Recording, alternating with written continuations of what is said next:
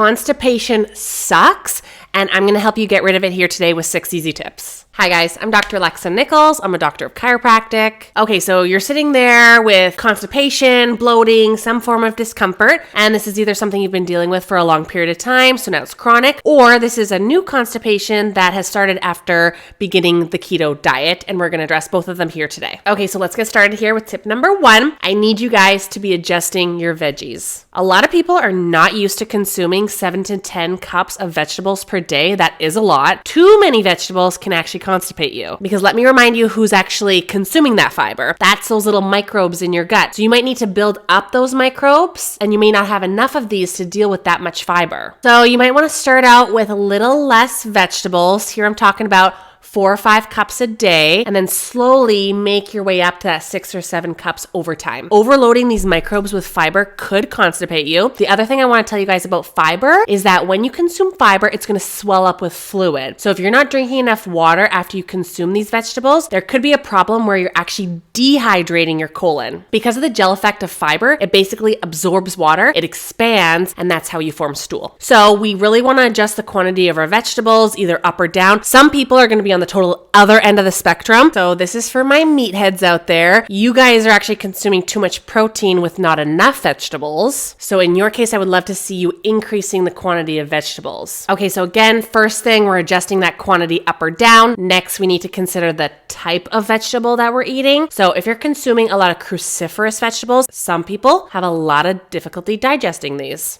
So for these people, you might want to consider more lettuce, asparagus, celery, just changing the type of veggies you're eating. And then another great thing you can be doing for yourself is switching to fermented vegetables like sauerkraut, kimchi, things like that. This is actually way easier for your body to digest. Steaming your vegetables can work too. Maybe steam half of the veggies and then consume the other half of them raw. This really seems to help digest and process the fiber. Okay, tip number 2, take a hard look at your diet recently. Have you recently just switched to the keto diet like I've been telling you to? It could be that your body is not ready to handle that much fat because your bile reserves are not sufficient. You have a certain amount of bile that you've been using to digest the food up until this point, but if you started eating differently and now you're eating a higher fat diet, the amount of bile your body requires to digest this fat is going to go up. So bile helps break down the fat in your body. So in this case, I'm going to recommend you add a purified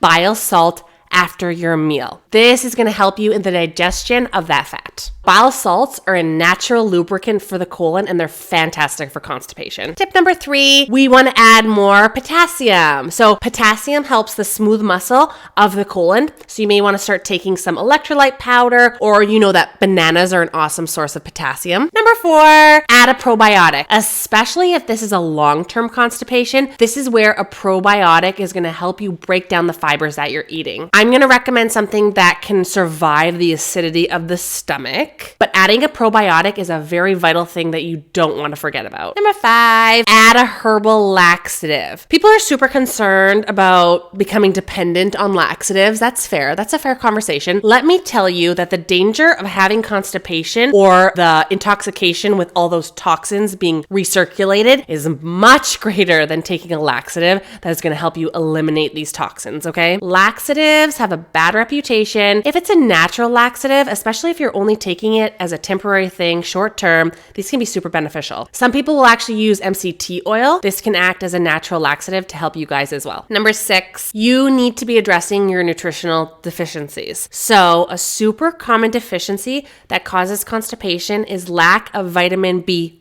If you're deficient in B1, you could lack necessary neurotransmitters that your body needs to activate the muscles in your colon. B1 naturally helps the peristalsis or the pumping action of the colon. Very, very important. That is all I have for you guys today. Watch this next video where I talk to you guys about the ketogenic diet. If you like this video, please give it a thumbs up. Subscribe to my channel so we can keep making small steps towards a healthier lifestyle. And of course, thank you guys so much for watching.